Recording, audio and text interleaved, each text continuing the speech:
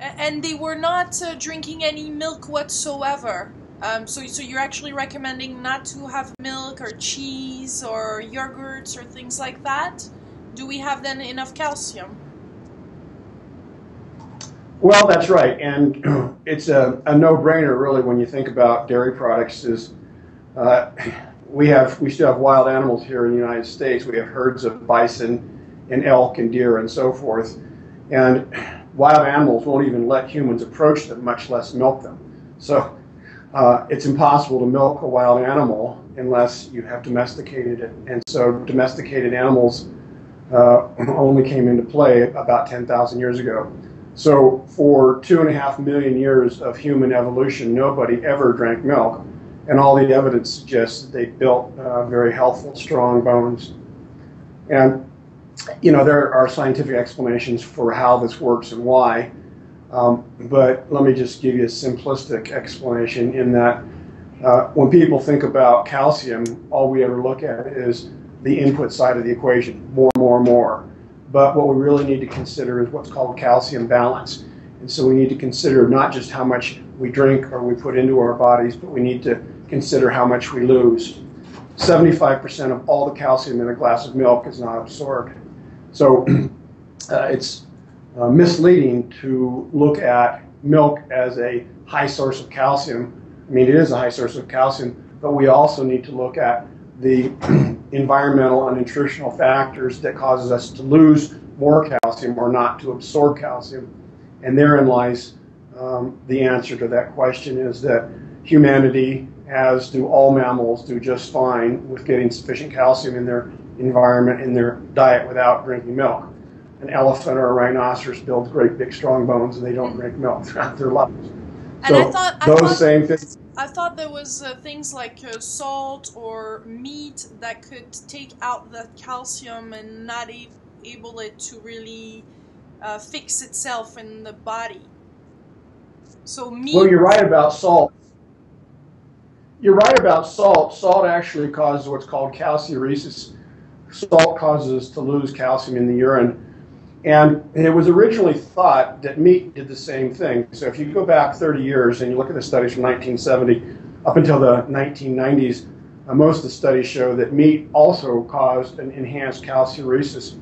But once again, the devil's in the detail in science. And what those studies failed to do is they failed to measure the absorption. It turns out that when you eat meat, yes, you increase the calcium loss in your urine, but you actually overcome that by absorbing more of the calcium. So the net effect is meat actually causes to more calcium to come into our bodies.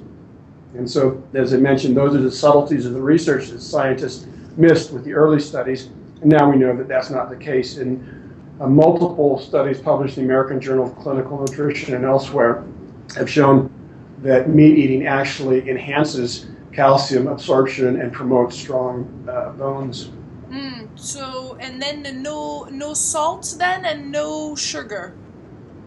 Can you explain us Right, the repercussions, the negative part about that on our bodies? Well, to either eat salt or sugar on a regular basis, you have to have technology.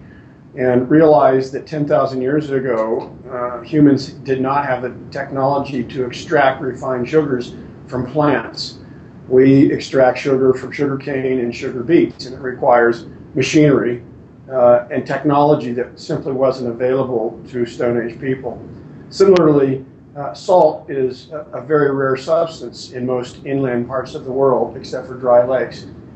So humans living inland, away from the sea, simply didn't have access to salt. And it has a negative consequence on our body. Does this provoke some diseases, or what are the strong impacts? Yes. Well, the amount of salt that we eat in the Western diet amounts to a day, and those 10 grams per day on a lifetime basis are responsible for numerous diseases. The one that's most commonly recognized is hypertension or high blood pressure, stroke disease, in which we have a clot in our brain that ultimately ends up paralyzing part of our body results from excessive salt in the diet and not enough potassium. We also talked about salt causing bone demineralization or osteoporosis. And so we know in human studies that if you feed women high levels of salt in their diet, it increases loss of bones, of calcium from their bones. So those are common diseases. There are other diseases that are associated with it. Kidney stones, insomnia, believe it or not, gets worse when you increase the salt in your diet. If you take the salt out, people sleep better. There's another disease called Meniere's syndrome, which is called ringing of the ears, and yes, that seems to be caused by salt as well. So people that are doing this diet are claiming a burst of energy. They're feeling great. How can we do this? How can we apply this in our day-to-day fast living life? Do you have any tips or recommendations or things that you explain in your book that you could share with us right now? Well, we have, and in the United States, the way supermarkets are set up, and I've been to Europe and France as well, is if you go to the outside aisles of the supermarket, that's where the real food is, the fresh fruits, the vegetables, the meat, and seafood. And the center aisles are where all the processed foods are. And so I would say the first tip is to do your shopping on the outside of the supermarket, stay away from the inside aisles. If a food spoils, and if you put it out on a table and it ends up spoiling within a day or two, it's probably a good food to eat. If you put the food out on the table and it stays there indefinitely without spoiling, you probably ought to not eat it. Well, thank you very, very much for taking the time to have explained this to us. Do you have a last message for the people viewing this? Well, I think that if you look at nutrition has always lacked a paradigm, an overarching paradigm or a guiding paradigm. It's been dependent on charismatic individuals or this diet or that diet, the Hollywood grapefruit diet or the South Beach diet or who knows, Atkins or whatever. And this diet is not dependent upon any charismatic individual.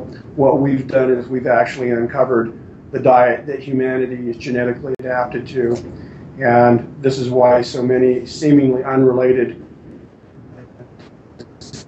diseases seem to respond to this. Our research group currently is working on autoimmune diseases like multiple sclerosis and lupus and rheumatoid arthritis. And we'll find the universal characteristics of this hunter-gatherer diet.